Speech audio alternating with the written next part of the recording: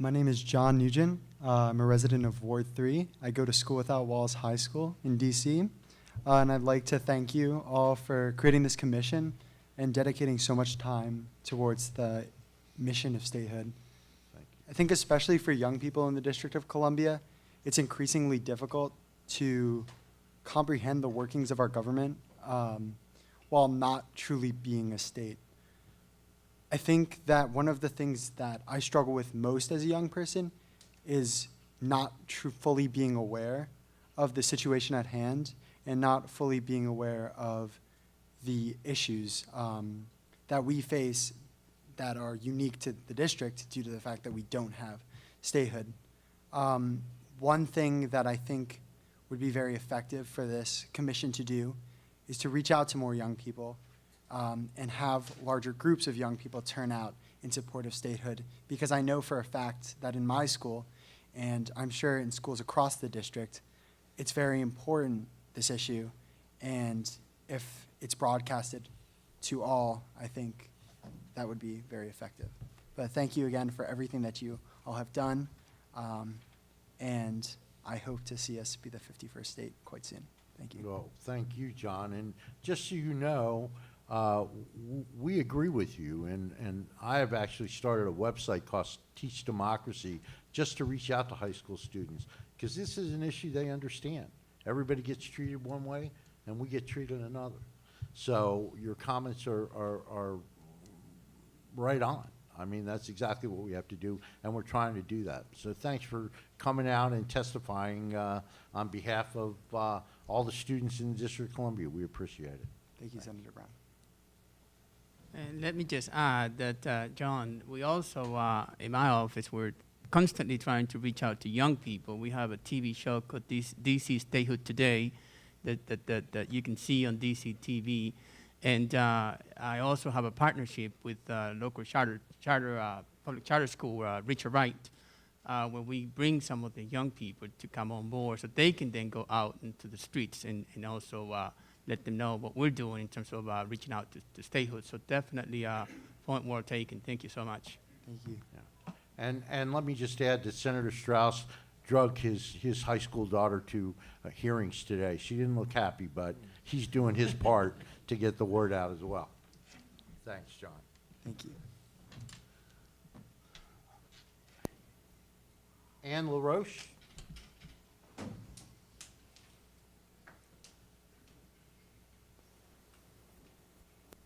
Thanks for coming, Ann. Thank you. My name is Ann LaRoche, and I live in Ward 2. And I was at the Lincoln Cottage the day the draft constitution was presented, because the League of Women Voters, of which I'm a member, received a notice and an invitation to come, and very few people were available, but a couple of us went. And since that time, I've been trying to be a part of the process. I'm a member of the Ward 8, all 8 wards working group, and I'm from Ward 2 myself. And I'm having difficulty finding other people who know that we are talking about statehood. And that makes me very, very troubled, because I think this is a project. Some people think this is a project of the mayor, and so people don't know that this is going on. And I'm happy to tell people, but I can only carry so many of these around. And I think that the Washington Post has not taken this on and has not been talking about it. The Current has, and I think that's wonderful that we support local newspapers and that you get into the local newspapers as much as you can, because I think that the public is very receptive and very interested, but they don't even know we're discussing it. And I think that we should be more here tonight. And that's basically what I want to say, because I haven't had a lot of time to read and make my comments. And what I have noticed some things that I wish to point out. And I hope that you know online. But it would also be helpful if online the comments that are sent in are visible to everyone who's reading the information that is online. And I don't know who's in charge of all of that, but I think it's a professional group at the Wilson Building. I know that the Constitutional Convention is going to be held at the very same time of the National Convention of the League of Women Voters of the United States, who we are proposing, as the DC chapter, we are proposing that they endorse the statehood for the District of Columbia now. And so we're very sad that a small contingent from the District of Columbia cannot be at the Constitutional Convention with the rest of you. So basically, I think we all very much appreciate the efforts that you and others are putting in, and we want to do more. And the public is eager for a big change, and this is a good time to try. And if you can somehow make this more a topic of conversation all over the city, it would be a lot of help. Well, thank you for your comments, and, you know, I'm sure my colleagues will have something to say, but I want to say something right up front. And I've been beating this drum since this started. We really don't have a budget for this, and this is wrong. We should have a budget. We should be able to get the word out. We should let people know what's going on. And I've been involved in a lot of national PR campaigns, and it takes money to do it, and we just haven't budgeted any money for it. And I think that's a mistake, and I hope that changes, and I hope we can get the word out. And I'd just like to say that even though the Constitutional Convention is going on, if the League of Women Voters, who we've worked with for years, ask one of us to come speak, I'm sure we can arrange to take time off from our Constitutional Convention and get somebody over there to speak to you. And thanks so much for that comment. You're welcome.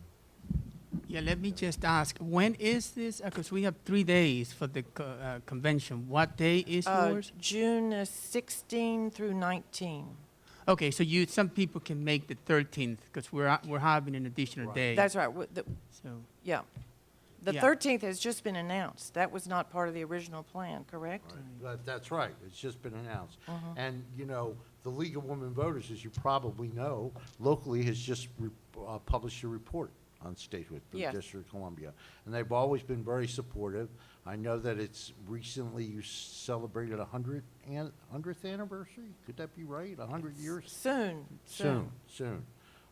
It's amazing to think that 100 years ago women couldn't vote, but yeah, we'll try to get people out on the 13th. We'd love to hear from you. Well, we do voter registration, and we know we are already receiving comments from the public. And we were trying to get them registered for the primary. And we're telling them, we're the first people to tell them that this is going to be on the ballot in November. Right. Why are we the first people to be Shouldn't telling be. them? That should not be the case. That's absolutely correct. So who is responsible for that? Well, we don't have the money in the commission. The commission has to be funded by the city or raise its own money. Those are the two options. They're trying to raise money. My personal opinion is that this isn't something you raise money for. This is something you fund. In recent history, I don't think anybody's become a state by being self-funded. I mean, Alaska didn't do it. I don't think California did it. I can't speak to Tennessee because that goes back to the 1700s. But I think for the most part, these are government-funded functions, and we haven't been funded by the government. So we're complaining about it. It's good to hear the public say things about it, and some of the working groups have brought it up. But yeah, we need to get the word out. It's going to be a complicated ballot. 4 questions on the ballot. We need to educate people. I agree, 100%. Thank you, Ann. Thank you. let me just recognize our Councilwoman Elisa Silverman here. Maybe Elisa Silverman wants to come up and say a few things if you're interested in saying a few words about the involvement of the process. You know, at one time I know our mayor wanted to have one of a council member chair some of the committees, and that would have gotten some of you guys more involved, and somehow we haven't seen that much participation of the council members in the process. But also, I wanted to also say that for the constitution or convention, we are aggressively, I know that today I heard that some newspaper ads are going to be run in some of the newspapers, and we're going to try to get the word out. Perhaps on election day, we think that there's going to be a major turnout, and so we're going to try to put at every precinct a major poster so that people know the convention. It'll be after the 13th, obviously, but for the 17th and the 18th, you know, that'll catch a lot of people as they come into the polls. We're going to make sure that every precinct has very visible information about the dates coming up, the 17th and the 18th. And so, you know, we're trying to, you know, people like you help get the word out. It's one of the best ways to do it. Well, thank you to our shadow representative,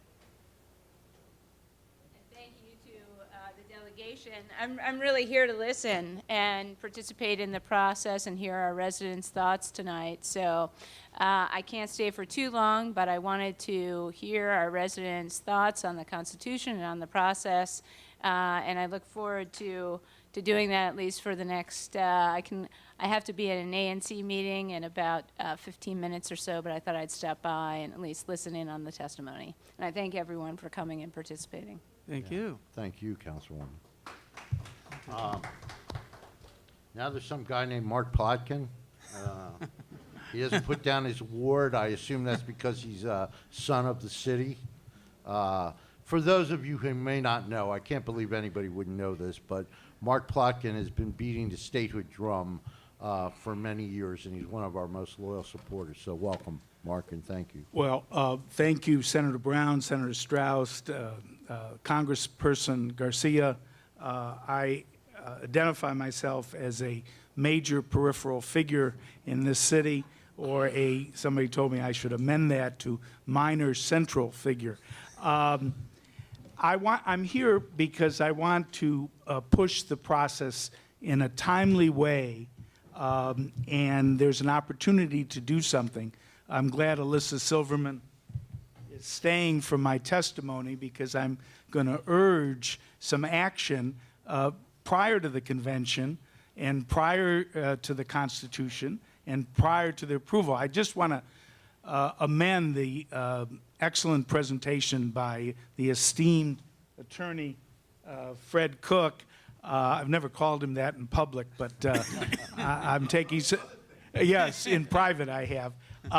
Just a little history, and Paul Strauss knows this very well. There was a statehood vote in November of 1993 during the, sorry to make this a history lesson, but to second what the League of Women Voters representative said, I don't think people are aware of some very important things. And this is not a polemic. There was a vote in the House. Eleanor Holmes Norton, I think we're on DC cable, right? Where are you from, sir? Good. This is part of the history. This is a wonderful opportunity for me. There was a mentality that because there was a vote, there was a victory. And I'm from Chicago, and it's not horseshoes. You either win or lose. We lost in the House. We needed 218 votes. There were 153 votes. That's short of 218. Our non-voting delegate went on the floor, went on the press conference, and you would have thought, Paul, you were there, that we had won. We had not won. We had lost. She was very proud of the fact that 60% of the Democrats voted for the bill. Why didn't 100% of the Democrats vote for the bill? And the reason I'm bringing this up, Senator Brown, is because we have to change the mentality. We cannot define defeat as victory. We lost. In the Senate, you also have to know who some of the villains were. The villains in the Senate were this hero, this American hero, John Glenn, who was the chairman of the Senate Governmental Affairs Committee, a Democrat, and Senator Jim Sasser, another Democrat of Tennessee. Paul, you were there. There was not a hearing. We were treated as school children. There was an informational hearing. It was not a hearing on the statehood bill. So John Glenn and Jim Sasser, and for that matter, George Mitchell, the majority leader, made sure that there was never a vote in the Senate. There were overwhelming majorities. They were filibuster-proof in both the House and the Senate. The lobbyist for the Clinton White House was a great guy, and I can't remember his full name, Richard something, he was the UAW lobbyist previously, walked out before the vote took place. And I said, where are you going? You're supposed to be whipping the bill. So it was done on the Saturday of Thanksgiving. It was a rhetorical vote. And we all congratulated ourselves that we got a vote on statehood. And then nothing happened. Nothing happened. The bill used to, the statehood advocacy used to be, as you full well know, in the platform committee. Delegate Norton, as far as I know, in the last two platforms, our own delegate made sure that the word statehood was not in the platform. You know, this is not politically correct language. I'm not going to stop. Politically correct language, but it has to be told. This is the story. You know, I think some of us suffer from the Stockholm syndrome. We're in love with our captors. Then there was an opportunity in 2012. The Democrats controlled the Senate. Still, they did not control the House. And there was a bill introduced by Senator Carper of Delaware. Senator Carper was the chairman of the committee, the chairman of the committee. So it wasn't like Glenn and Sasser. You all know this. And how many Democrats did he produce for a hearing? Nobody. He produced a Republican, Tom Coburn of Oklahoma, who spoke against the bill. There were people on that committee, Baldwin of Wisconsin, Begich of Alaska, Landrieu of Georgia, who were co-supporters, Levin of Michigan, who were co-supporters of the bill. And the chairman of the committee, when I asked him, I said, did you ever ask any of your colleagues to come to the hearing? And Delegate Norton, the city has to know this. Delegate Norton never moved that the bill be brought up in committee. And that's after the majority leader, Harry Reid, said, if the bill gets out of committee, I will bring it to the floor of the Senate. These are realities, and they have to be said. So once we pass a Constitution, and once we send a bill with a Democratic president, that we are aware of this very, really disgraceful past. And let me come to today. Hillary Clinton is the presumptive nominee. Her record on this issue is very good. When she went to the Senate from New York, she was, along with Al Gore, and I can't remember the other two, one of the original 4 co-sponsors of the bill. When Tom Daschle, this is anecdotal, but it's accurate, when Tom Daschle assumed the majority leader position when Jim Jeffords left and became an independent and caucused with the Democrats, Daschle listed all the things that he was going to be able to do. Me, being a smartass, said, didn't you forget something? And Hillary Clinton, who was standing behind him, said, D.C. statehood. Now, we have to make sure that the presumptive nominee of the party, she wrote a column in The Informer. I asked Brandon Todd, I'm asking publicly Alyssa Silverman, who sometimes is shy now that she's an elected official. She didn't have this same timidity when she was a journalist. To call Hillary Clinton, along with the mayor, I asked the esteemed lawyer Fred Cook, that Hillary Clinton will be here. She's going to win the primary. Sorry, Bernie Sanders, whose role is very good on this.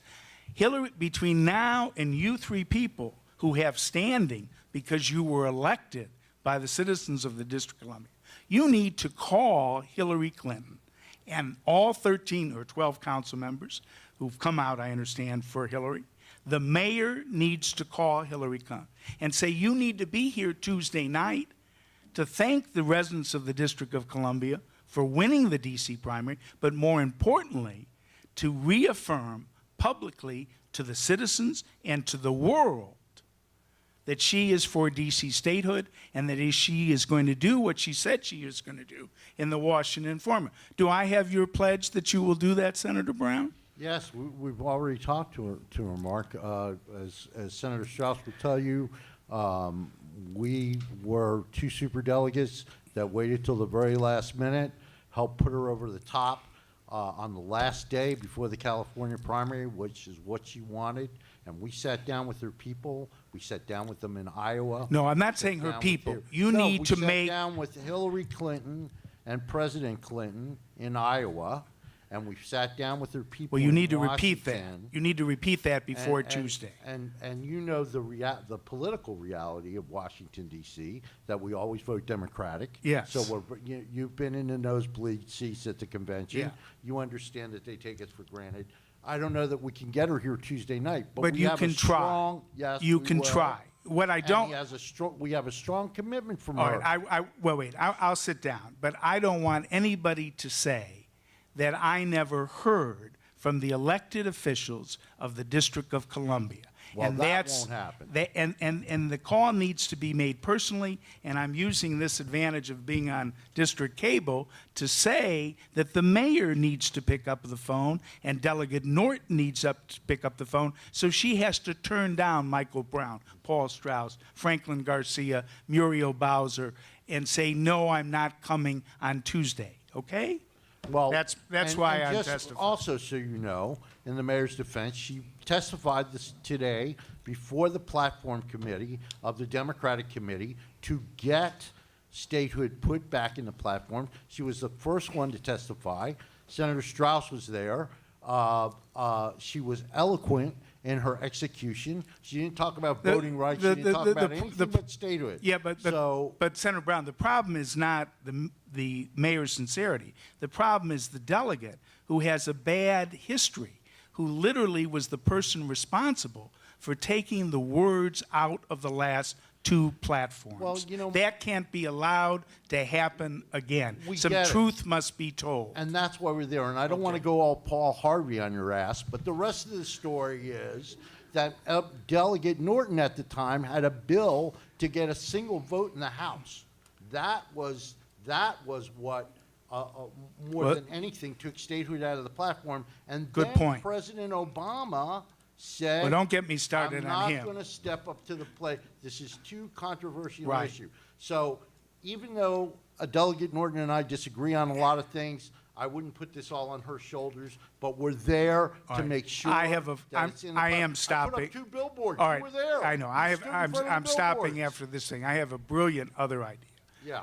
President Obama, who took 4 years, who got 93% and 91% of the vote when he ran, has never lost a precinct in this city, primary and general election.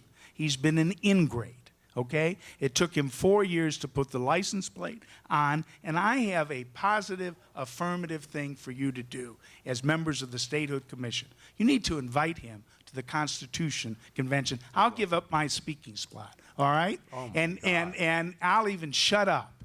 That's what I'm offering. To have President Obama, for the first time, he's never mentioned it in the State of the Union message, and the only time he's ever responded is when he's asked a question, and his response is lame and laconic.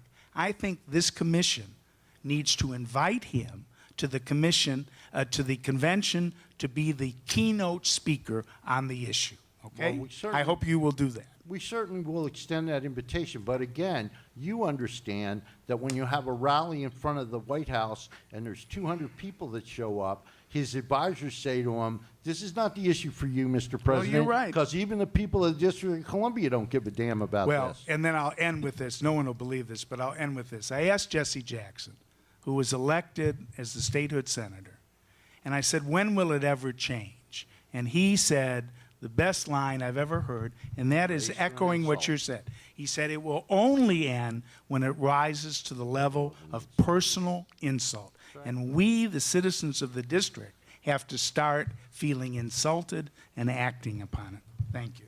Thank you, Mark.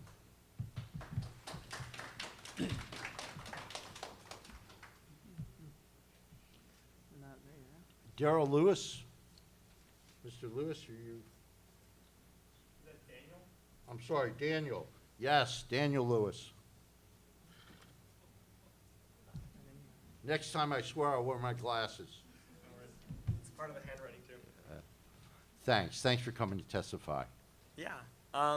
So for me, it's really interesting to hear what a lot of people have to say here, especially we had John over there talking about how he feels as though the young people in the city are not touched upon in this issue and they have no sense. And then you had Mr. over here talking about, I mean, it needs to get to a level of personal insult. If we're not really feeling that this is something of an issue, then no one is going to come out and do anything about it. And I started working within this issue toward the end of last summer, and started noticing that it is something. Most of the efforts are focused in a way that does not reach people of my generation. I mean, the statehood or the statehood TV and other aspects that are things that you guys have put forward are great things to work on, but really they're not things that kids or even young adults under the age of 25 are ever going to look at. And I mean, it also goes to the fact that you touch on, I mean, that this is an issue without much funding. And what costs the most usually is hard advertising and hard marketing plans, where you have physical billboards going around and have to pay for all these people to put them up and pay for all the people to make them. And what's great nowadays is we can do much less expensively strong online marketing plans. And what's also important about that is what really attracts my generation. I mean, yes, it's great to see all these posters, and that is what we want. But you need a push into a new field, and especially when DC is becoming a city that is much more young people focused, both with the huge tech boom that's coming around, and a rise of young people feeling and a rise in the economy that makes people feel as though they're real district residents and have a real sense of pride. And we need to capitalize on that. And my inclination would be to really have some resources put behind, and I'd be happy to help. And I think there's plenty of other young people who'd be happy to help. But some resources put behind an actual push that will go directly towards those young people and get them to feel as though this is a civil rights issue in the way that it is, rather than just an annoyance they may have never heard about. And that's my 2 cents. Well, I agree with you 100%. And correct me if I'm wrong, Daniel, weren't you the young man that with his sister went to Ocean City? Yeah. Was that? Yeah, I remember that, and that was a great effort. And that unfortunately is a problem that we have, that we go in starts and fits. We do something like you did, or like I did, put up the billboards, or as Franklin has a TV show, or Senator Strauss who makes commercials, but we can't get enough resources to coordinate all the activity. But we want you to know, and I'm sure that my colleagues will back me up on this, you can come into our office anytime.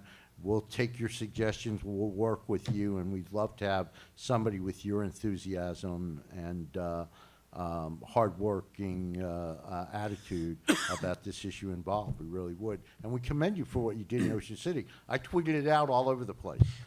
Pictures of you guys on the beach with the flag. It was a very cool effort, and I agree, you need to do more of that.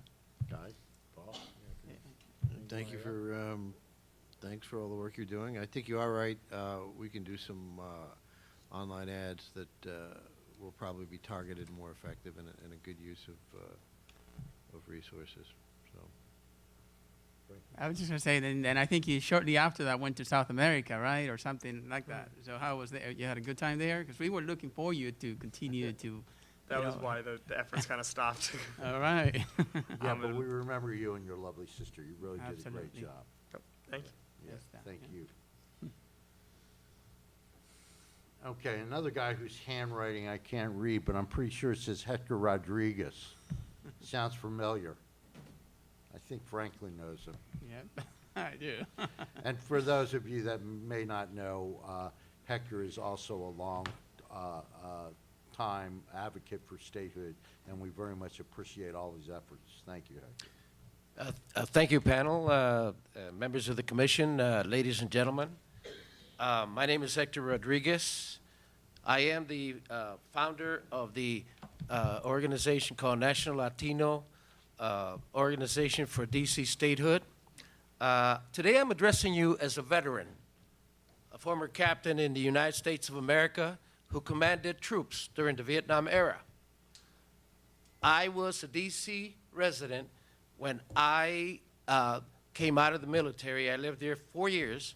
I came here in '68, and I retired in DC in an honorable discharge, and I served my country as a resident of the District of Columbia. Today I speak not to you as a Latino. I speak to you as an American citizen in the very capital of freedom, Washington, D.C., who has been stripped of its rights to vote in our Congress. I always say that I've been involved in this movement since my hair was black. I don't want to submit to the press that picture, but in 1978, I was before the Congress of the United States fighting for our rights, and I want to remind everybody here, okay, and there's a lot of new people here, we need you involved. There's a history, there's a lot of work that has been put in this cause. A lot of people have been involved. This isn't just a Johnny-come-lately situation. There's been a lot of, a great body of work put in this. We started with the states when we tried to get a convention, a statehood, or a state, the states to approve our rights, and we got maybe about maybe 11 states. But we were fighting from the very beginning. We've got to fight for our political rights. The past is prologue. We are here now, and we've got to take every advantage. Do we want our political freedom or do we not?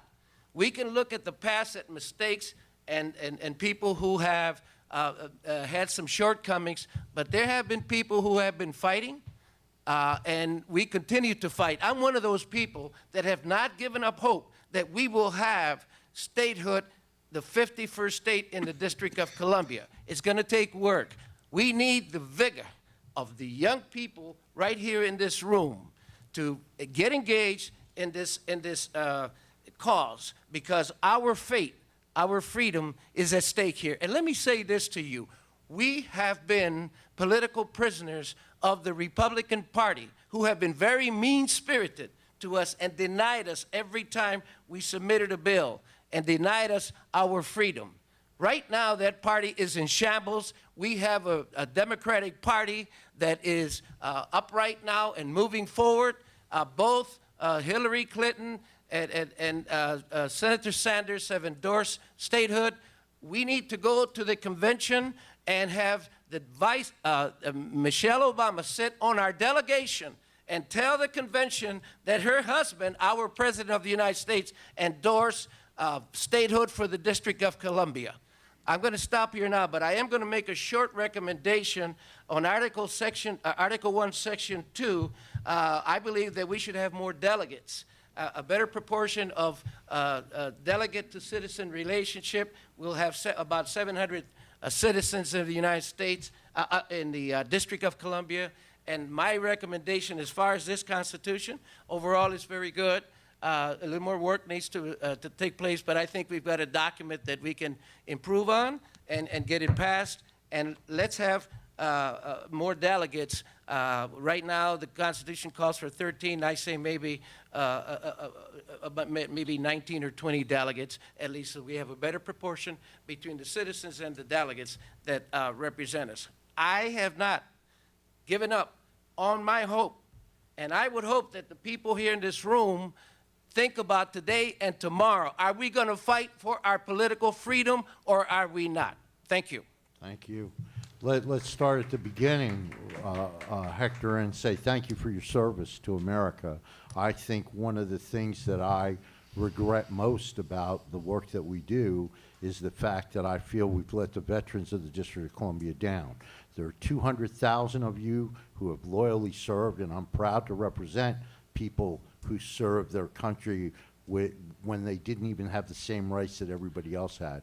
We have 32 Congressional Medal of Honor recipients from the District of Columbia. The man that wrote the national anthem is a Washingtonian. Right. The man that wrote TAPS is a Congressional Medal of Honor winner from the District of Columbia. We have a proud record of service, and it really diminishes the service of our veterans by not recognizing them as full citizens. I want to pick up on that, Senator Brown. Yeah. I appreciate you pointed out, because not only do our veterans, the world sees the veterans of the District of Columbia not only fighting for our freedom in America, but we also fight for the freedom and the liberation of other peoples around the world. Yes. And then we come back to our home city and we don't have freedom to have representation in the Congress of the United States.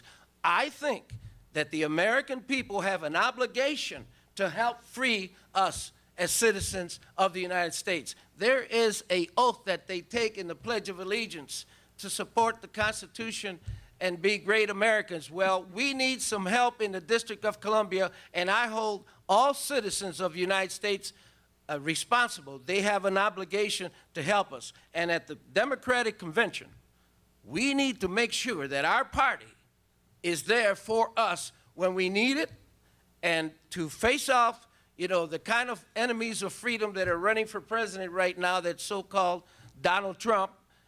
We need to reject that kind of individual to serve as the leader of our country, because the leader of our country is the de facto leader of the world. And we need a representative as in our presidency that stands for freedom. We need to safeguard freedom. We need to protect freedom and safeguard America. And one of the things that I feel is important to safeguard America and protect our freedom is to provide freedom for the very people in the capital of freedom, Washington, D.C. I agree. Representative Garcia. Yeah, the only thing is I wanted to say that I'm always moved by the passion of Hector and your energy, and it's always an inspiration to me to continue to do the work I do. I also wanted to say that as we've gone around the different town halls and gotten all the comments online and otherwise, one of the top items that keeps on coming over and over is the makeup of our legislature, legislative body, and so that's definitely one that's being looked at now for recommendation based on other state size and and that sort of thing. And so that's one of the top questions that always comes out, issues that always comes up. So I wanted to let you know that a lot of these, when you look through the draft constitution, you find items that continuously come up over and over and are questioned, and people want them to be altered and changed, and so that's one of them. Well, I appreciate that, Representative Garcia. And one of the highlights recently has been the work that you three did in Iowa. You put us on a map there. We've got resolutions in Iowa, Hawaii, Nevada, and so a lot of people don't understand the work that you do, and you don't get paid for your job. You were elected, and you are volunteers, really.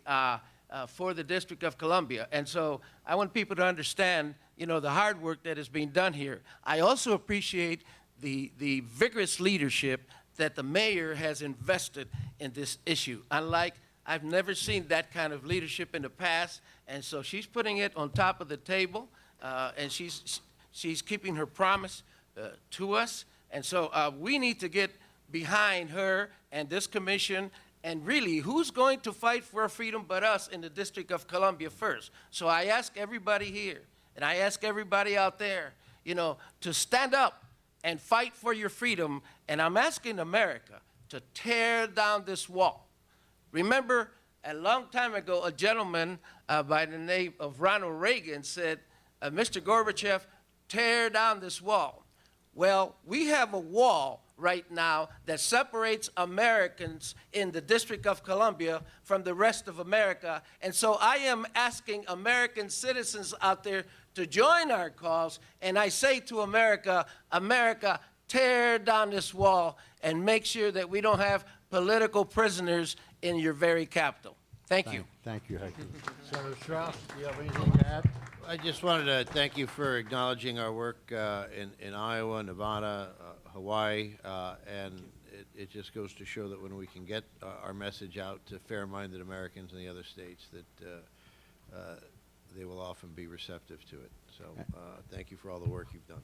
Well, thank you, Senator, and I do get a little excited, don't I? But I really feel that we need passion with the people of the District of Columbia. And if the rest of the country doesn't see and feel our passion, you know, like you feel Bernie a little bit, then if they don't feel our passion, they're not going to believe us. And I've always had passion for freedom. I truly believe that freedom is the key ingredient in our country and that we should not take that for granted, and that the vote is our power. So thank you so much for Thank having you. me here. Thank you. And let me just add that Senator Strauss is being generous. Franklin and I went out to Iowa, and we knocked on doors and did all the things that Paul did. But this was Senator Strauss's idea to go to the Iowa caucuses, and he's the one that set it up and got it going, and he did a really incredible job. It's one of the most amazing things that I've been part of since I've been part of this delegation. Kenneth Rothschild, are you out there, Ken? Thanks for coming. Sure. Hi. Is there a way I can get out of the sun? Sure, Sure. Can you take a mic with him? And sure. One of the because wireless. we want you to speak into the mic. There you go. Thanks. Thank you. Hi, yeah. Hi. That'll work. Okay, so I'm Kenneth Rothschild. Thank you, because I've just gotten too much sun in my life, so now I'm careful. I'm Kenneth Rothschild. I was a delegate to the Constitutional Convention in '82 from Ward Well, thank you. 2. Yeah. Yeah. And I actually abstained. I did not vote for the final product that we had, but I didn't want to oppose it either. And I see different issues here. In other words, if we look at a constitution as an application for statehood, that's one perspective, and it's an important one. But if we also look at a constitution as a structure of how we're going to govern ourselves and how we're going to do that in a way that will truly represent the citizens of the District of Columbia, which will be statehood then. What are the numbers for? Time. We're timing people. Oh, but I didn't see you worry about the time on other people. Well, That's we don't okay. have a lot of testimony. Thank you. Okay, tonight, okay, so we're yeah, not no, so I didn't know worried what she about was it, doing. but I you're didn't know okay. whether just I had to keep worry. SOP, Okay, okay, standard okay. operating procedure.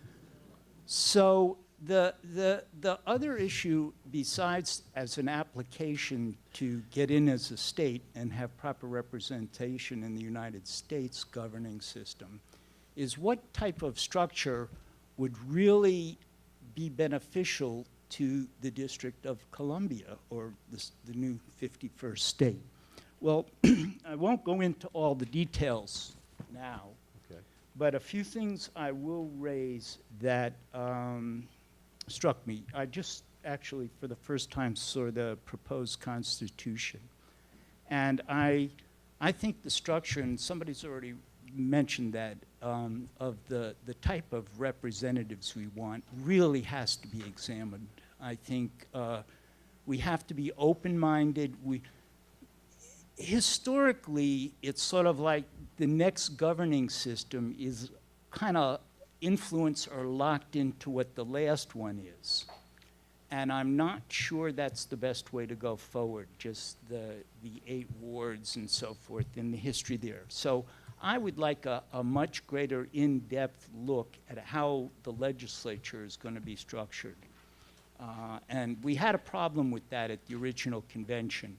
We had, Hector mentioned 20 representatives. I can't even remember the number, but it was like 45 or something like that. It was an outrageous number. Yeah, 45. Yeah. And that was too big, and maybe this is too small. And just briefly, I'll say, we don't always have to represent ourselves geographically. There are other forms of representation that have been done in other countries that don't necessarily tie everything to geography, so I just wanted to mention that. When I read the Constitution, I don't mean this as an insult, because I'm not trying to insult. I know putting a lot of work into this. But it sort of strikes me as if somebody's going to write a will, and they go online to find a form of, you know, what will, or how they can put a will together to ultimately get something. I get a little of that feeling from the Constitution that I see, and that's human nature. That's the way history goes. But I'd sort of like us to check that. I would say what struck me very strange was Article 5 on borrowing, and I'll tell you why it struck me. And it struck me because the level of detail that is put into that issue makes me, for lack of a better word, suspicious of how this whole thing came together. In other words, somebody's trying to set up a system of bonds and borrowing and all that kind of stuff. And I've read a few other constitutions, and I don't remember that level of detail being in the Constitution as an article. And that goes to my other issue of, if we're moving forward, in other words, one of the major problems we've got in governing systems now is the overrepresentation by special interests. In other words, our national government, our local governments, the state governments are just overwhelmed by the money, both in the elections and in the lobbying and in the whole governing process. So I believe that if we're going to really protect ourselves as citizens of this new state, I think we have to have some statement of what type of protections we want from special interests. And that isn't to say it's not anti-government, it isn't anti-business, it isn't anti-special interest. It's just saying we have to watch out, because the history of DC has shown how the commercial interests have had an overwhelming effect on how we govern ourselves. The way our real estate was sold out, just so many of the systems have been affected too much by the special interests. So I think we should consider a section that says what type of relationship there should be between special interests and the district, just as putting in some protections. That probably, for now, will do it. I thought, I worked on the I worked on the preamble committee on the convention. I find the preamble we have very uninspiring, the one that's in the booklet. It's sort of like what my own opening statement was. It looks more like an application for statehood than it does of a real thoughtful consideration of what type of governing system we want. And I don't present that as a criticism. It's because I'm always coming from a direction that seems to be a little at odds with things. And I was that way at the convention. So I'm used to that. But nevertheless, I just thought this was a good opportunity to bring up some of those concerns. And as others have spoken, I agree, I compliment you on doing this, because it does take a certain amount of personal energy and cooperation to get these things done. Thanks, and thanks for your testimony. You know, we find those of you who were in the convention in 1982 a very, very valuable resource. And you and I have never talked before, but I've talked to other people that were in the convention, and yeah, and we'll certainly look at Article 5 and those other things. And in our own defense, Thomas Jefferson's a hard guy to compete with. So we, the people of the United States, in order to form a more perfect union, is pretty good stuff. but we'll work on it. Yeah, but he wouldn't want us to take all his stuff No, and do he the wouldn't, exact yeah. same thing anyway. He'd be Not without giving him credit, anyway. Ki- Senator ki- Strauss, you have um, anything to add? I think it was Madison that wrote the preamble. Jefferson wrote the Declaration of stand corrected. Independence. But I'm actually curious, you said you voted against or abstained. What were some things that ended up in the 1982 Constitution that you would have voted against or didn't want or felt maybe that group got wrong? For one thing, the Constitution was one of the most undemocratic processes I've ever participated in my life. The way it was managed, and I was at odds from the beginning. It didn't have a nice, open feeling. It almost felt as though people came in there with their groups set up and their power structures set up. So right from the get-go, the thing was extremely uncomfortable. That was probably one of my principal reasons for objecting to it, because the process itself was just no good. And it's a hard thing to do. I mean, culture and human nature is such that people get into groups, and so you're fighting against human nature to some extent to protect citizen rights. But specifically, I thought the legislature was terribly put together. We were all, a lot of the people were just sort of political, junkies in the district, so to speak, that wanted to run for an election. And I'm not criticizing them because a lot of the people put in a good effort and it was good. But we got a lot of just people who almost saw it as a stepping stone into some higher form of office. And some of the delegates actually did run for office and won. So the legislature, and I brought some of those issues up, I thought was poorly put together. It had a feeling of special interest already set up. And I don't mean to criticize anyone's special interest, because I have a lot of pro-labor feelings. But it was almost a sense of some of the people were gung-ho pro-labor, and they wanted to make sure that those things showed up and so forth.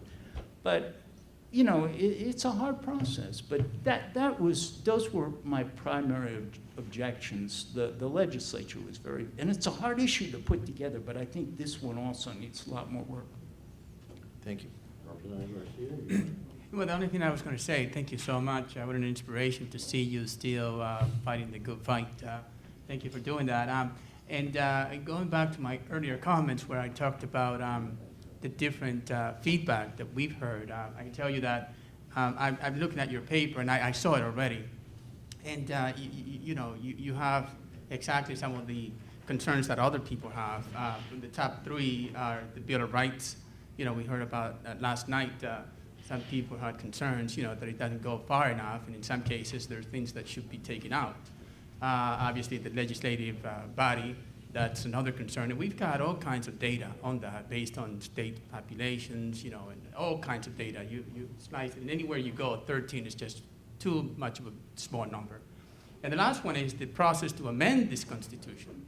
That's another one that we constantly hear over and over. So all of these issues, we're just hearing right now all the different comments and online. You were able to be here in person. A lot of people can't do that, but they also are going to have a voice, and that's the process, and so it's actually a bit interesting to hear you talk about how the process then wasn't ideally, as democratic as we envision it to be, and we, in some ways, question this process, but it's a new way. We're hoping that this is, in fact, a democratic process, and that everybody's input can be weighted in. So thank you so much for the... And listen, even if we're not a perfect state, we still should have the same rights as every other U.S. citizen. I want that to be my bottom line. Thank you. It's our so much. bottom line, too. And thanks for your service, and thanks for testifying. Is Gene Solon here? Does he still want to testify? The man that gave us the original testimony?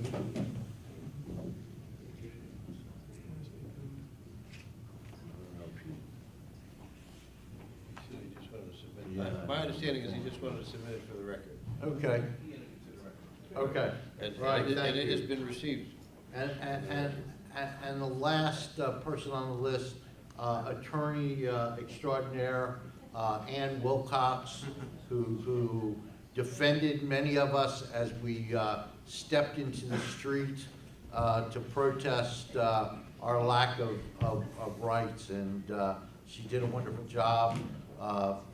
Thanks for coming, Counselor. Thank you, Senator Brown, Senator Strauss, and Representative Garcia. If you can hear me. Oh, okay, a little louder there. Okay, well, thank you very much. This is the first of the meetings I've been to, but hopefully it won't be the last, and I'm sure it won't be the last. I just wanted to put on the record, I'm a former school board member in the mid-90s and also was on the Commission for Women many years ago. But I did join the Statehood Party way back in the early 80s when I first came to DC, and I thought that was important to get involved with Hilda Mason and some of the other Statehood members, Josephine Butler, because I thought this was the primary issue facing our district, which was the lack of representation and full political rights. And as has just been pointed out, there are a lot of people still in the community who were part of that original statehood drafting session, people like Howard Croft and, of course, Frank Smith and Maurice Jackson, they're still around, and I know you'll call on them.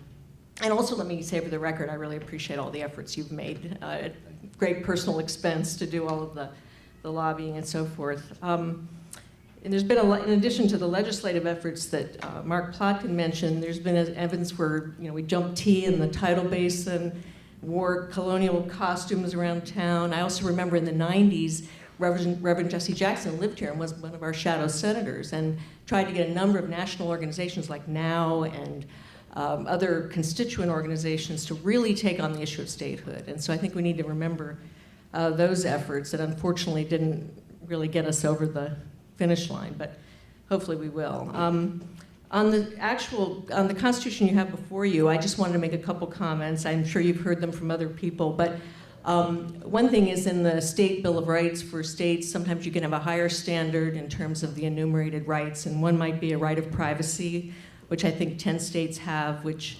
can state their protection against unreasonable search and seizure, also protect against wiretapping, and also plays into the issue of abortion rights. And so that might be something we would want to consider adding to this state constitution. Also, it seems like the case in controversy is a little bit low. I don't know if Senator Strauss, you've had any of your lawyers look at that, but anything over $20 seems kind of a low in this day and age, but that might be something to look at. I also think the real stumbling block is that I think the 13-person legislature, which seems kind of, I'll be less diplomatic, seems a little bit transparently designed to get the bill passed and get it past the current council.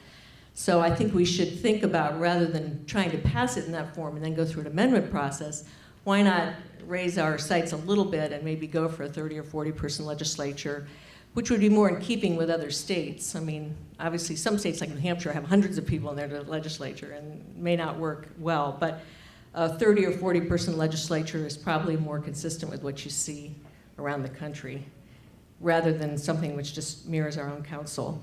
But all in all, I think this is an excellent process. It helps us raise the visibility as the Obama administration exits, and hopefully we can, as you say, catch the eye of Senator Clinton when she comes in.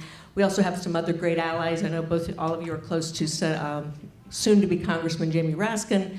To the extent that any freshman congressman can do anything, I think he'll be one to do that. And the whole purpose of the Tennessee plan is to get the publicity and raise the issue, and I think we're well on the way to doing that. So thank you very much. Well, thank you, and thanks for your great representation. I will always remember the judge saying to us that, he said to us, "You're my heroes." I think that people that stand up for their rights are heroes. And then he said, "You're guilty, because even heroes can't sit in the street and block traffic." Right. But thank you. Unfortunately, jurors tell us the same thing. It's still disruptive. Well, thank you very much for your comments. I don't know, was Franklin's fault? I mean, I think the $20, I was pondering the jury trial and the $20, and obviously that comes from federal our federal Bill of Rights. And it does seem like an odd number, you know, something that $20 today obviously has a very different meaning than it did when James Madison was perhaps writing. One of the interesting things, though, and I know you know this, is that because of that, though, even in landlord-tenant disputes, tenants have a right to a jury trial. And so sometimes the amount of controversy may not be that significant from an economic level, but I think it's proven to be an important protection for citizens when they have important issues that come up in their home. So I think it's hard to envision a suit for $19 that being filed, but I do want to, I do think trial by jury and access to civil justice has been an important right, and I think we want to find ways to protect that. But thank you for your thoughtful comments. Well, thank you very much. Thank you. Thank you. Are there any more questions? Do we have any questions from the audience? Anything you want to ask? Since we have a little time. Wait, let's hear from this young lady who hasn't said anything yet. Yeah, come on, come up to the mic. Well, actually, I just wanted to comment. I am a parent who lives in this ward. My son goes to this elementary school. And for me, I just feel like this issue is very important. I've been a district resident all my life, born and raised and grown up in this area. Actually, I went to this elementary school as well. And I think that there needs to be more of an effort to get the community involved. As the gentleman said, we need to get uncomfortable and we need to feel insulted. And I think one of the better ways to do that is to kind of outline for people, normal people just like myself, what statehood means and what it, you know, how it will directly affect us. As I go out onto the field and I see there are a lot of parents out there with their children and they're not in here. This body is not fully representative of the District of Columbia. So I think as we start to hold forums and things such as this, we have to figure out ways to get our citizens involved, whether it be, you know, I have a 20-year-old who's entering her 3rd year of college. She went all the way to Los Angeles to do an internship, whereas the internship should be available here. She's a political PR major. So this is where she should be, and this is what she should be volunteering for. And because it will directly affect her life, my life, and, you know, life of her peers. So I just implore this, you all, as you move forward with these efforts, to really find ways to reach out to the community. And whether it be, you know, I'm very active on the parent board at Raymond Elementary School. We send out flyers for things that we want to do. And we solicit our principal to do a lot of xeroxing for us sometimes too. But we do things trying to make sure that everyone is aware with the elections coming up and things of that nature. Posting signs up on the doors as people are coming in, not just, you know, the blanket statehood commission, but something, a write-up or something to say exactly what it means and to put it in terms that people understand and really mean things to them. And, you know, that's one of the things that I had challenged last year as people running for the city council came by here and they wanted to get our votes. They were thinking, oh, we're just gonna give you a flyer. And I was like, well, what do you stand for?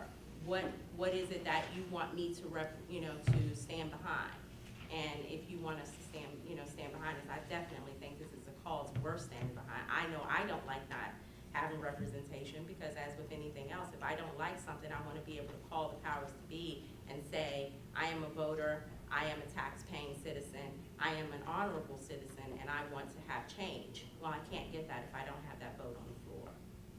Well, I agree with you 100%, and this is one of our consistent problems. You're absolutely right that we have to connect the dots for people so they can see why we need to be a state. You know, I often say that statehood is like world peace. When you ask people, are you for world peace? They go, yeah, of course. Or you say, you're for statehood? They go, yeah, of course. But what are you doing for it? What are we how are you involved? How are we getting you involved? And again, I think we need more manpower and more money, and we need to get out in the community more. I agree with you 100%. And get your daughter to come back from LA. Well, we've got plenty of interns. Senator Strauss and Representative Garcia will tell you, and we'll be happy to put her to work. You know, we can use smart people from the District of Columbia to stand up for this cause. You know, we just saw, I don't know if everybody's seen Miss USA, who's Miss DC, who's the first active military person to ever win the crown. You know, how wonderful is that? How proud should we be of her? So we got a lot of great young people in this city, and yeah, and I hate to send them to LA and to other places when they should be right here. You're right, absolutely right. Actually, she would probably be a really good advocate. I'm meeting the new now Miss USA that's a DC resident to kind of Yes. fight for this cause. Yeah. Because she's going to be on the. And we had Miss DC was a member of our staff at one time, the most recent Miss DC. Yeah. She was a great advocate. I don't know if you guys want to add anything, but Well, thank you. thank you. very much. Yes, sir. I'm Gene Solon. Right. And- We called you, Gene, yeah. Yes, and I was busy. Okay, I came in to ask you guys a question. okay, what's the question? First, a preface. All right? The material I gave you raises questions that have been addressed by that witness and others. The size of the legislature, the nature of that body. Here comes the question. What's the next step in this process? This is the last session of a number of sessions of this kind. When will text, Constitution text be hard-nosed, worked on, word by word, phrase by phrase? When will an agreement occur? What's the process by which an agreement occurs on the size and nature of the legislature? When do citizens of the District of Columbia sit down and do nitty-gritty, you know what I mean? Yeah. Well, So- we have a three-day constitutional convention coming up, and I don't want to. I want to give you a good answer, so let me defer to my colleague, Senator Strauss, who is the lawyer on the committee, to answer more specifically your question. But the process goes on from here to a three-day convention starting on the 13th. Where is it? Where is the first one is at the Taxi Cab Commission, and then the second. What's the address? Oh, I'm sorry. The address is 2235 Shannon Place, southeast, and that will be the kickoff. But then there'll be a two-day convention at Wilson High School in Northwest Washington, and that's at 3950 Chesapeake Street. So the two-day convention will be at Wilson High, but the first day of it, on the 13th, the kickoff, will be at the Taxi Cab Commission on Shannon Place in Southeast. Senator Brown. Yes. Senator Strauss, Representative Garcia. At the convention, will there be workshops? Will there be votes on what text is the actual preferred text on the part of a majority of the attendees at the convention? How does that work stuff get done? There will be discussion, but I think the votes will come following the conclusion of the convention, after we've heard the testimony of all the witnesses. Who votes? The commission votes. The process after the commission votes is that it goes to the council that has to review it, and then it goes to the Board of Elections.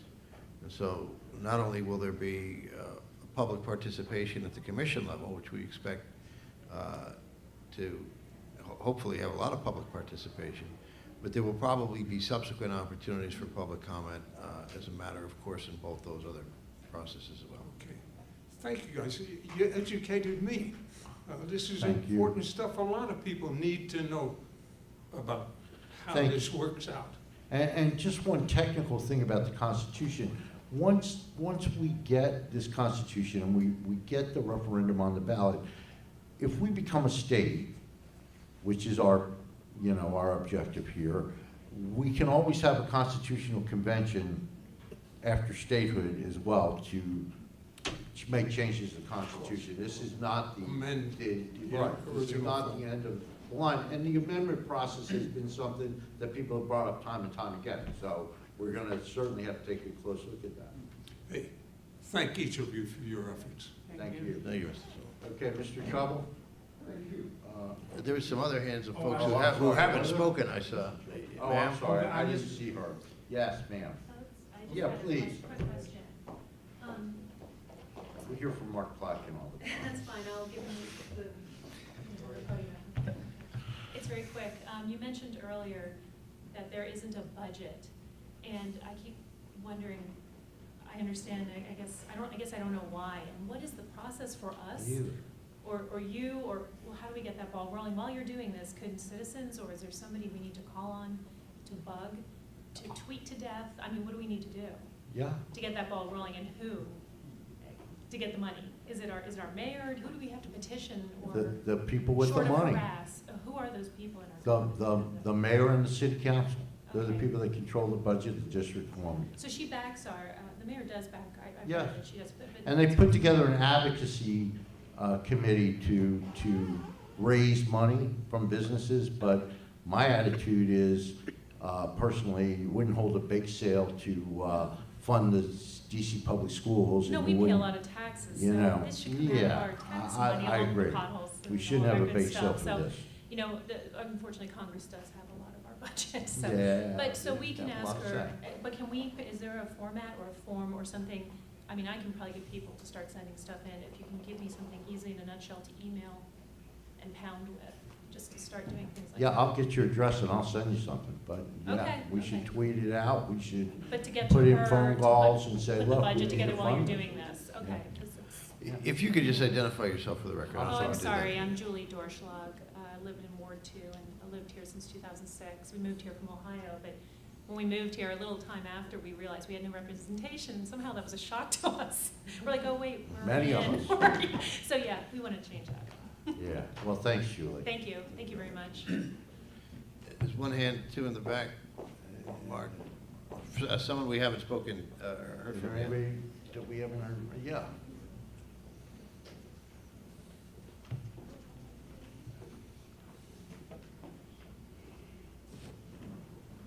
Thank you, Senators and Representative Garcia. Who are you? My name is Ben Dormis. I am a rising senior at the School Without Walls here in Washington, D.C., along with John.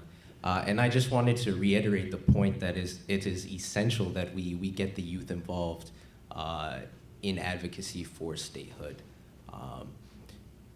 Myself, John, we are very involved in student organizations throughout the city and would be willing to partner with the Statehood Commission to engage the programs that we are involved in the Statehood Commission. And to address what another citizen had talked about earlier, that we need to get this out to the people. I think we need to place this plainly, in plain language, that denying DC statehood is a civil rights violation. We are not guaranteed currently our equal protection under the Constitution in the 14th or the 5th Amendments of the Constitution because we are being denied statehood. We need to tell people, because people understand civil rights violations, we need to tell people plainly that this is a civil rights violation. Secondly, we all understand that this is a partisan issue, that the GOP is purposefully blocking statehood, but we need to feed them back their rhetoric. We need to tell them that DC is an infringement of local sovereignty by big government. I want to see Paul Ryan and Mitch McConnell eat the medicine of their own rhetoric about big government. We need to lobby them. We need to let them know that this is not okay. I appreciate all the work that you've done here. Thank you. Thank you. And you know what, Ben, I just got to tell you that you and John and the other young people that have spoken here today give me great hope for the future. The fact that you understand the issue so well and that you're willing to get involved, I think says a lot. And, this is a battle that's been going on for 215 years. So we may not be able to solve it in the next few weeks, and we need you guys. So thank you so much. Thanks. Absolutely. Thank you.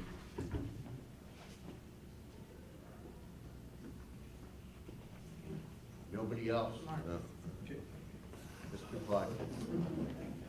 I will be uncharacteristically brief. The reason I am arming the citizenry with information is not to show off political minutia, but to arm people with information. The statehood, you three have all been very modest in your advocacy for funding your efforts. Mr. Rothschild can correct me if I'm wrong, but I think the statehood senators were supposed to be paid the same payment as United States senators. Yes. The reason was not to enrich you or make you millionaires, but to give you the status and caliber. The villain, and people accuse me of being negative, but I think it's important to point out the villain. The villain has been the DC City Council, who is protective of their own institutional prerogatives. 4 times I testified as a private citizen. They postponed the election of your very offices 4 times. And then Jesse Jackson said, I'd like to be a statehood senator, and all of a sudden the elections took place. The reason, it's really the height of hypocrisy to have a statehood commission and not be funded. You're for statehood. We spend $13 billion as a DC government, and they can't find some money for advocacy for something they're supposed to be for. That's the height of hypocrisy. Who's to blame? The 13 members of the council who don't fund you. Who's the head of the council? Phil Mendelson, the chairman. Where is his leadership? Where is his advocacy? Sometimes these truths have to be said. I remember, and I believe it's important to point out, 2 things. The Statehood Commission was funded, I think, at $250,000. There were 2 United States senators who voted to continue to fund it, Joe Lieberman and Joe Biden. I once confronted Senator Lieberman, and he told me I had too much free time. How did I know that? But you have to identify your friends. Senator Kennedy, in my prepared statement, I forgot his line. Everybody's asking, why are we in this situation? We suffer from the 4 twos. Too liberal, too urban, too democratic, 75% are registered Democrats, and too black. Now they can't even use too black.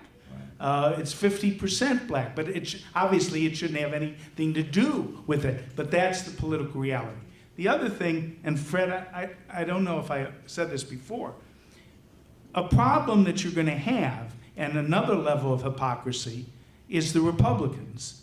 I asked Senator DeMint, thankfully he's no longer there, Senator Ensign, who had to leave unceremoniously, and Senator Alexander of Tennessee, why aren't you for statehood? He said it requires a constitutional amendment. The requirement of a constitutional amendment, which no state has entered the union with, is 2/3 of both houses and 3/4 of the state legislatures. 38 states. Hector, 16 states ratified it. You were close with 11. The point is, don't let them use that argument, because then I asked him, well, Senator DeMint, Senator Alexander, Senator Ensign, are you for a constitutional amendment? No. So don't let that argument, once we get a constitution, be ratified. The other thing that I wanted to say is we have a true, sincere friend in Hillary Clinton.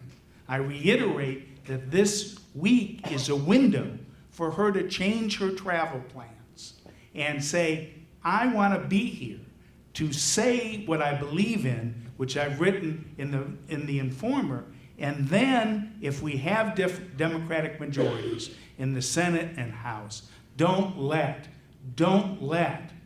the bill go without doing something the very first year and insisting that it be done by simple majority in both houses. Don't let that constitutional argument go with district clause, the plenary authority. Jamie Raskin, who's a brilliant Harvard-educated, Harvard Law Review, says the district clause therein says that the Congress can make the determination of what happens to the Congress. You turn it on its head, and then maybe we'll get some presidential leadership. I wish Lyndon Johnson was here. If anybody had heard the C-SPAN tapes, he would have made sure, and somebody should really credit him, because he spent his whole time, if you listen to those phone conversations, getting people to do what they didn't want to do. We need real advocates, and we need it, Jack Evans has said to his credit, it needs to be done in the first year of an administration. And final point, no one will believe this. We missed 2 opportunities. In '93, there were overwhelming majorities in the House and the Senate. In 2009, there were the same numbers. And instead of going for incremental change, just a deal with Utah, and I was for it because I wanted some victory, Utah and DC, we should have gone for statehood. In the year 2017, with Hillary Clinton as president and a Democratic Senate and even a Democratic House, go for the whole enchilada and do it in the first year and really make an annoyance of yourself. That's all. Well, you know, I agree with you, Mark, and you know, you're preaching to the choir here. We've had a bill before the council to fund us. It's never moved. I've had 5 private meetings with the chairman of the city council on this. I've had meetings with the mayor's people on this. You can imagine, I haven't had a paycheck in 5 years. My wife's a school librarian. I have 2 kids in college. It would be nice to get a paycheck. It would be nice to be funded. Chairman Mendelson has told me that I knew the job wasn't paid when I took it, and I said, you knew it wasn't a state when you moved here. That doesn't make it right, and it's not right. He's paid. And they're all paid. It is something that should be resolved, but you understand that when we say it, it's so self-serving that it doesn't ring true. We need people in the community to stand up and say it. But thank you. Thank you. I don't know if you guys want to add anything. Yes, Mr. Rodriguez, you got to make it short because we're almost out of I'm certainly time. going to be sure with my good friend Mark Black. Well, who is Who I it? have respect for. When I was in elementary school, a teacher told me, Hector, why don't you spend 10% on describing the problem and 90% on the solution? And I try to practice that. Right now, we do not have a real budget for our movement. We've got close to 700,000 citizens in the District of Columbia, and I am recommending that the City Council invest $1 per citizen. Would the City Council invest $1 for our freedom? That's $700,000 right there. And if they're real generous and invest $2, that's $1,400,000 for our movement, and we need it. Thank you. Okay. Thank you. Can I say something? Yes, sir. The very last comment. And then we'll- I will be very quick. By the way, somebody's purse. Oh, I'm sorry. Yeah. One gentleman got up just a little while ago, and it's not clear to me how this is all developing. In other words, your authority, are you the commission, the 3 of you? 5. The Okay. mayor and the chairman of the city council are also on the Okay. commission. And this comes through legislation passed by our city council, is that correct? Yes, in my humble opinion, the city council has turned your elected officials into an agency of the government, much like Congress has turned the Council of the District of Columbia into an agency of the federal government. Okay, so ultimately, we get some document out of the work that you're doing now, and this convention, I mean, just the 5 of you vote on what should go forward, regardless of what people say. So it's really up to 5 people now that are appointed by the council, correct? Well, actually elected. All 5 members of the commission are elected officials. Who We're all will- elected officials. When? When were you? Well, we all ran for election. I'm your senator, Senator Strauss is your senator. Okay. This is your representative. Okay. The mayor was elected. Okay, Chairman so of the you city were council elected citywide? Yes. Okay, all- that makes All me of us feel- were elected citywide. Okay, I guess I missed that one. So you ultimately, the five of you, will review the comments and what you've already got and decide what should go forward. Then it goes to the city council At a public forum. Yes.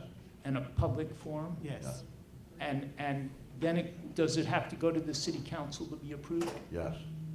By, Yeah. Yeah, by- No, First the it comes, first is the convention, then it comes to us, then it goes to city council. okay, and that process is, you see turning something out when? By what? What date, what approximately, Yeah, what? the 30th of June is the target date, and we have to be on the ballot, so it needs to go to the Board of Elections. After the city council says it's okay, then it's gotta go to the Board of Elections, be certified, and it needs to be, the whole thing needs to be wrapped up 51 days before the election in November. So Now- let's just say 2 months. Is it up to the Board of Elections whether or not this gets on, or do the citizens have to send around petitions or? No, the Board of Elections, and Senator Strauss can correct me if I'm wrong. The council exercising its legislative can place this advisory referendum on the ballot. Right. The Board of Elections has a role to play because when you place something on the ballot, the board rules require a hearing and other things as well, but it's the council's legal authority to place this on the ballot. Okay, and there's no petitioning process No. where people have to circulate No. petitions? No. Okay. Not like the marijuana referendum or some of the other referendums, Yeah. the budget autonomy referendum. That Oh, no, makes it me, is like the budget autonomy. okay, that makes me a little uncomfortable, only in that it seems to be narrowing down into who's got control of this, and it never goes out to a petitioning process. But I want to just reflect what Mark said earlier. In other words, the council has a lot of weight on this, is that correct? It basically has to suit them, or we don't get anything. Okay. Well, they have And- a lot of weight in Yeah. everything that happens in the Okay. district. Well, again, I hope you can be independent enough not to be weighed down by where you get your original authority from. So, good luck to you guys. Yeah, well, they can't take away my paycheck, so I'm independent. Okay. Thank you very much. Mr. Yeah. Cole, yes.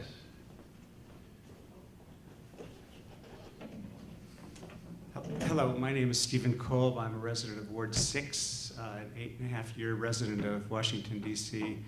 And like the woman from Ohio who moved here and discovered shortly thereafter that she was no longer a citizen of the United States, I've embraced the cause. But I want to issue a challenge to everyone here and anyone who may see this on DCTV, that the late, great Bob Edgar, who was a Methodist minister and then a congressman from Pennsylvania, and then when I met him, the director of Common Cause, used to say he'd start every meeting with a call and response. We are the leaders we've been waiting for. So we are the leaders, and I think it's up to each and every one of us to talk up the issue to everyone we know and put it in our emails. And I've been untiring in this, not because I'm making a documentary film about it, but because I passionately believe in the subject and our responsibility to get people here. And everyone in this room must have at least 5 people they could be talking to bring to the convention. And those 5 people should be talking to 5 people, and so it will snowball. The social network works when we make it work. So please, let's all be leaders on this subject and advocates for our own statehood, and not wait for a budget to do something that we can be doing person to person, face to face, on the phone, and with email. So, thank you. Okay, and thanks for your comments, and thanks for your hard work on this. Absolutely wonderful, we appreciate it. Okay, last question to the young man in the back. My question is just brief. What happens if the council does not approve? Then there's no referendum. All right. Yeah, then we go to Plan B, whatever that is. go back to trying to get along on our charming good looks. Good luck with that. Well, I think we can officially adjourn now, and thanks everybody for coming. If you're interested, tomorrow night, the working groups will be giving their presentations, and that is at the University of the District of Columbia. And again, don't forget to visit the website, statehood.dc.gov, for more information on our updated efforts. Thank you.